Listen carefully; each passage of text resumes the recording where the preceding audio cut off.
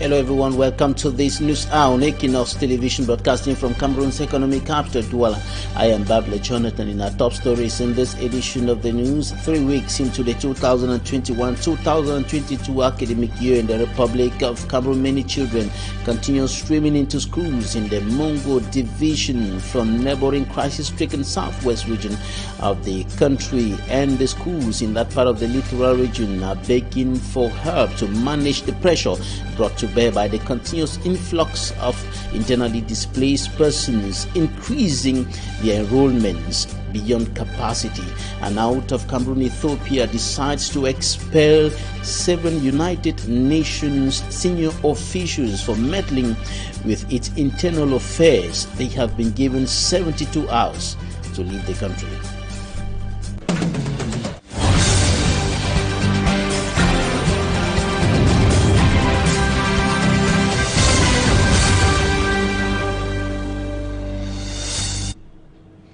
School principals in the Mongo division, littoral region of the Republic of Cameroon, say 3 weeks into the current academic year, many children continue streaming into their schools from neighboring southwest region. The children are running away from violence and instability in that part of the country, and the principals are saying that their schools are now functioning below capacity because of the pressure brought to bear on them by the continuous influx of children that have increased, or that has increased their enrollment beyond their capacity. Details in this report. Over 3 weeks into the 2021-2022 academic year in Cameroon, and few weeks to the start of evaluation exercises, kids from the conflict-hit northwest and southwest regions are still frustrated in a search for where to study and study in peace. And we are living in Munya, so there's no school totally there. That's the dangerous zone there in Munya. I bring them here to go to school here in Suza. Almost 4 years today, they have not been doing good because of the halfway of schooling. Today they will go to school, tomorrow they will not go to school, there's no wearing uniform, so that's why. And the one from 5 just right last year, and he failed because he don't go to school 2 weeks, he go to school 1 week, and then 2 weeks is ghost time, that's why. I came here because I want to go to school. Where I'm coming from is not really good for studies, as in we have so many problems going on there. Too much of gunshots makes us scared. At times we'll be in school, we'll be hearing of gunshots. So Munya is not really good for education nowadays. The war has rendered their villages uncomfortable for teaching and learning, and they too financially paralyzed to afford school fees. Yes, financial problem. We have difficulties. We are begging the staff they should permit the children to start school, to persevere the children, the parents, in order that they should be able to look for money. I just came to plead with the principal so that I can even accept my children and meet them before I will be preparing for look for their fees. If the principal can accept these children, I will be very happy. With the armed conflict worsening, school principals in the Mongo division of the littoral region say more internally displaced learners are seeking admission in their already crowded schools. For our displaced students from the Nozo, the northwest, southwest regions, in fact, the number is very high. Last year we had a reasonable number, and the number is increasing every year. This year we thought probably either the number will even drop, given that we had hopes that everything will be well the other way. But suddenly, in fact, are coming again in their numbers. Even this morning, some are already outside there. Besides the fact that the classes are completely full, according to ministerial circular, we are still forced to allow them to stay in, because what is happening the other way is not of their fault. We are forced to accept them. Apart from space and financial challenges, the internally displaced kids also come with other problems, according to the principals. But the problem that we face is most even come without birth certificate. Some come without exercise books. Some, in fact, it's a whole problem. We were forced to, embrace by the special grace the problem that they face. It's not their fault. Beside internally displaced parents, those in the Mongo division say a change in climatic conditions has also affected their main economic activity, which is farming. Hence, weakening their ability to fulfill the educational financial requirements for their kids. In the east region of the Republic of Cameroon, inhabitants of villages and towns are raising concerns over growing insecurity, and the Lom and Jerem division, the National Gendarmerie, is stepping up the fight against this problem. Some suspects have been arrested. It is with Charles Ekome. It all started with an injury that Hile Ayisi had on his back on September 10, 2021. As a result of that, he was taken. A series of thefts and burglaries were being committed in the Mundi village, east region of Cameroon. The suspects, who come from Jang in the Lom and Jerem division, still in the east region, were apprehended and put behind bars by gendarmerie officials in connection to the crime. The first crime was committed in the Mundi village. These criminals broke into an individual's home while he was busy with his daily activities. The following day, the same criminals proceeded with the same mode of operation on another individual's home. Their mode of operation consisted of breaking into private homes and residences during the day when the occupants are gone to work or are absent from their homes. These two burglaries also led to the seizure of so many stolen items. During the first operation, they stole a mattress, an electric iron, a blender, and musical appliances. During their second operation, they stole a gas bottle, a cooking gas plate, as well as a solar energy panel battery.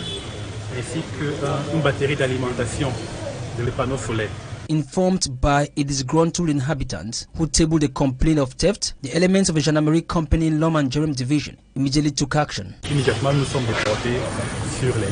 We immediately rushed to the crime scene. After thorough investigations, we proceeded to the arrest of the first suspect, who was in possession of some of the stolen items. He later told us other items were hidden at his girlfriend's house. We went there, but she had fled away.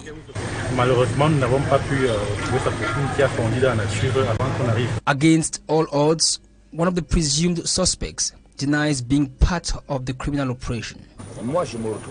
I was arrested because the blender and some other accessories were found in my house, whereas they were sold to me. While waiting to lay hands on the other suspects, who are said to be involved in the recent crime, the already arrested suspects were presented to the State Council for justice to take its course. The Minister of Public Health of the Republic of Cameroon, Manauda Malachi, has reassured the family of late Hile Ayisi that investigations are ongoing to shed light on what happened, on what killed their son. And Manauda Malachi was speaking during a condolence visit to that family. Sumanjika and Gabriel reports. It all started with an injury that Hile Ayisi had on his back on September 10, 2021. As a result of that, he was taken to the Central Hospital in Yaoundé, where his family never imagined that it was going to be worse. The family was more in shock after going to the Central Hospital mortuary for his corpse removal and will discover that the body has been tampered with and many of his private organs removed.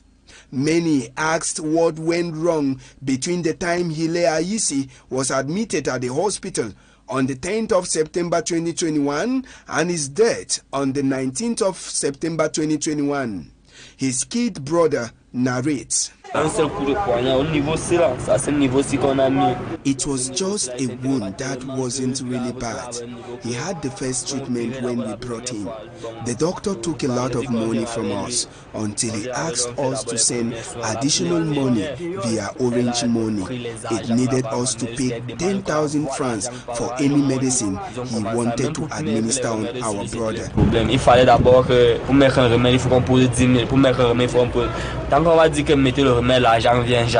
In a media release made public on the 24th of September 2021, the director of the Central Hospital in Yaoundé says the victim was received with a wound but left their institution against medical advice. This information will be later debunked by the family. The doctor was the one who told him to go home since he was okay. The infirmarian who had pity on my mother, who complained of financial difficulties, came and told our mother to leave the hospital. The infirmarian even accompanied us to the road until we took a cab.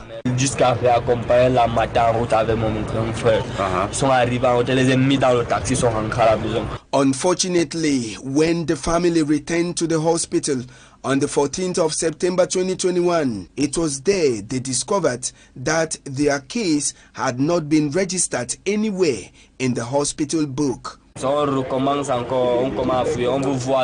searched the register where we discovered that everything we had spent here wasn't registered, as all has been cancelled.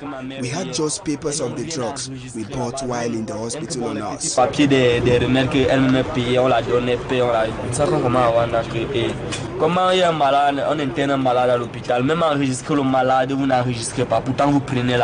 The family says the injury on the back of 22-year-old Hile Ayisi couldn't be the cause for his condition when they came to remove the corpse.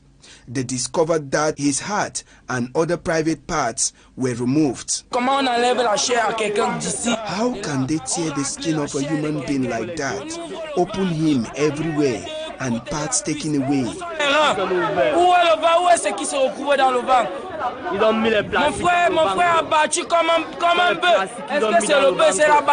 It was this macabre discovery that forced the family to block the way leading to the director's office.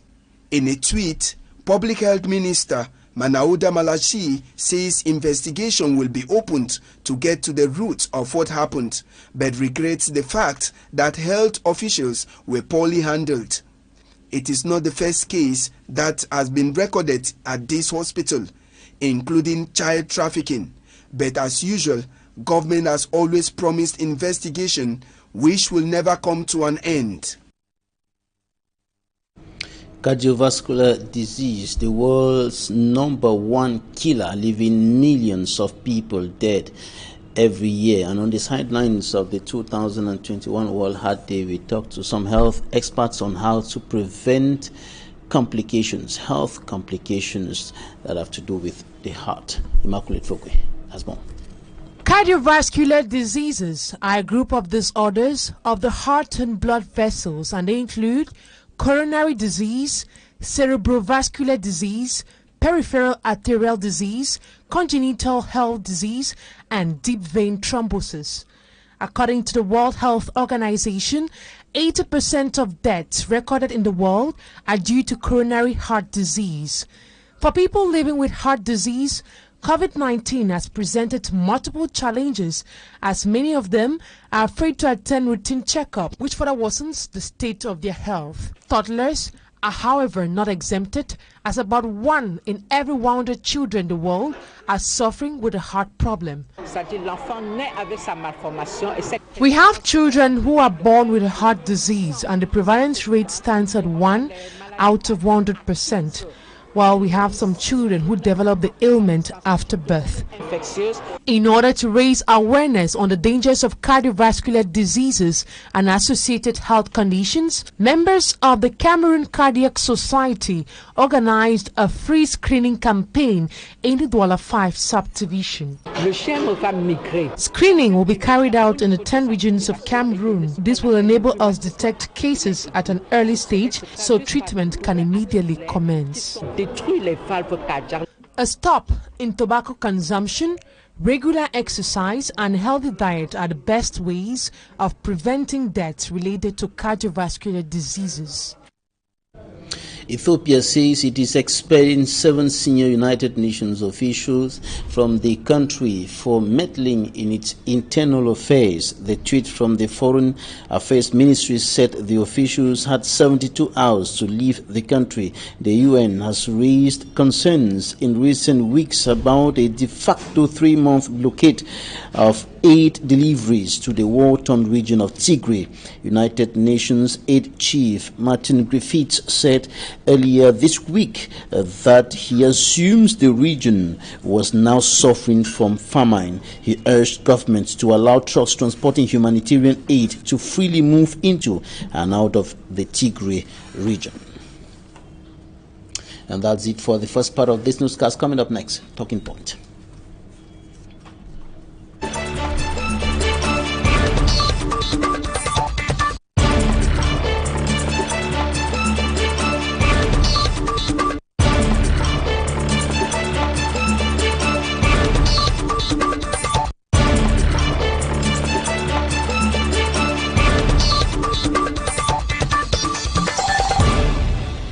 Thank you for staying with us in Talking Points. Today we are receiving Mireille Job Iluga. She's the Press and Public Affairs Officer at the British High Commission in Yaoundé. You're welcome.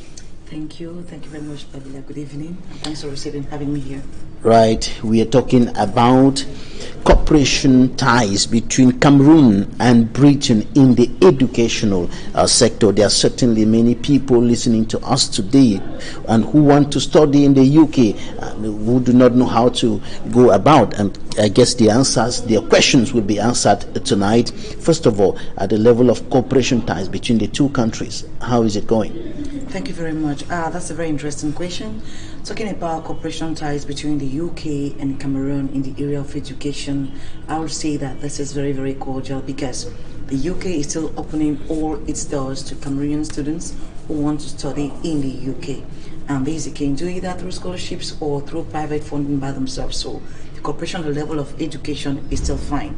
And to intensify on that or to expand more on that, the British Council operation in Cameroon is still ongoing because not only do they offer candidates the opportunity to do the language proficiency test, which is abbreviated IELTS, but they do other educational things that are of interest to Cameroon. For example, getting to do the GCE, the London GCE scheme is still being offered by us. So if somebody gets to British Council, he or she can have more information on how to proceed with those. For those who want to do the ACCA, the standard, the chartered accountant stuff, British Council in Cameroon still offer those and many other exams, and we still open our doors to as many persons as possible who wish to go there to study or want to take the language proficiency test either for immigration purposes or to go to other countries for studies as well, for example like Canada and the rest. So the IELTS proficiency test is still being open for them. So at that level of cooperation in terms of education, UK's doors are still wide open to receive as many Cameroonians, either from primary up to postgrads. From primary up to postgraduate. This afternoon, or this evening rather, I think we're going to focus just on the postgrad side of it. All right. And now let's talk about studying in the UK with a fully funded Chevening scholarship.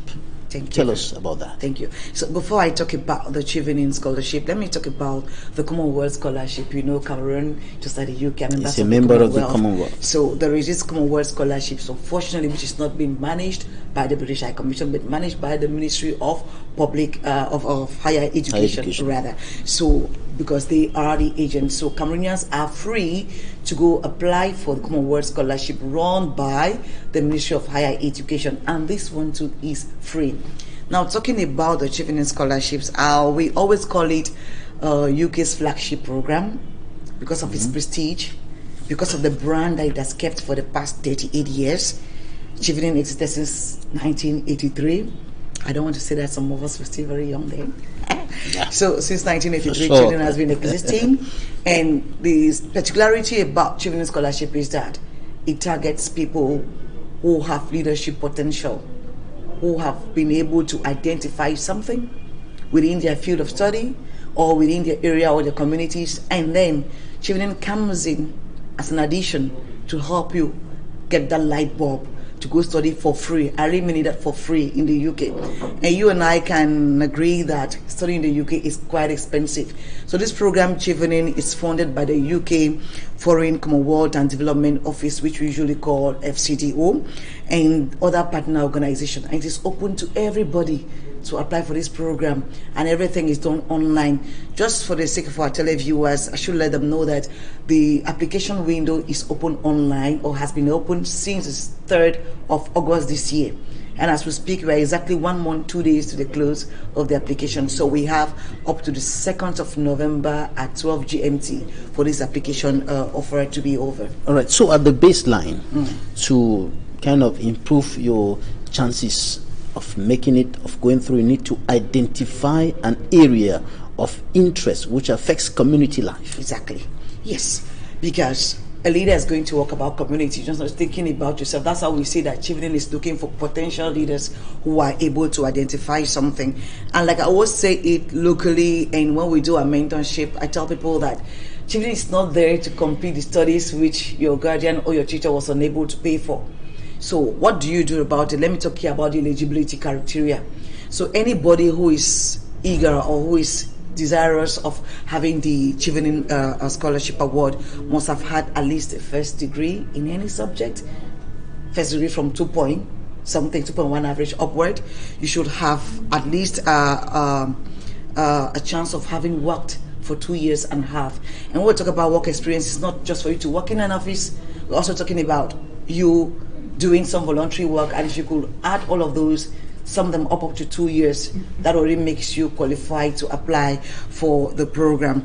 And then once you do that, you have to fill in the online application. Like I always tell people, you don't need to certify any document to fill it. You don't need to sign off any document anywhere in order to fill that. So you must go online on www.chevening.org to apply for that. And in there, you're going to have 4 main questions you answer. First question is about leadership and influencing, and then they're asking you just to write in 500 words what you have done. So you should be able to put yourself as a leader on what you've done in leadership. And the next part of it, you're going to talk about networking, which is another slot, 500 words still. The next is studying the UK, and the last is on career plan. So all of these answers combined, it's for you to give yourself or to project yourself to some unknown person seated somewhere in the UK who are going to go through your application and then invite you for an interview. So like I said, it is a very, very competitive scholarship and very, very prestigious because it has... There's something remarkable about that, the aspect of leadership, not just striving to get certificates, exactly, to get some documents, to get a job here and there and so on. Leadership in the community. Tell us more about that particular aspect. All right, I'm going to give you an example of the work being done by one of our alumnus. Many of them are doing great things, but this evening, permit me mention somebody because he's been doing great. He's in the medical field, and his name is Dr. Tim. I think it's the 2017 or 2016 batch. I can't have good memory of that.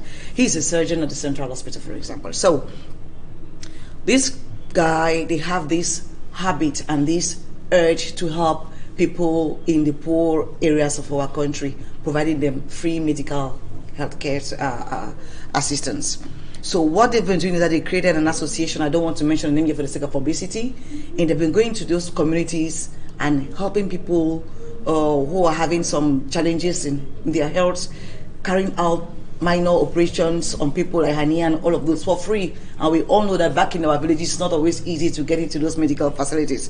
So this is how this guy and his team are able to go right into the places where you and I cannot easily get into in our countries in order to provide medical assistance. So from what he learned in school, he's now delivering it back to his community, and thanks to that, people are able to gain their health back. I just give you a very recent example, which the alumni community in Cameroon just did. They had an outreach program earlier this year in Banga, specifically, and they had so very many clinics that were being run there, medical, legal, and many others.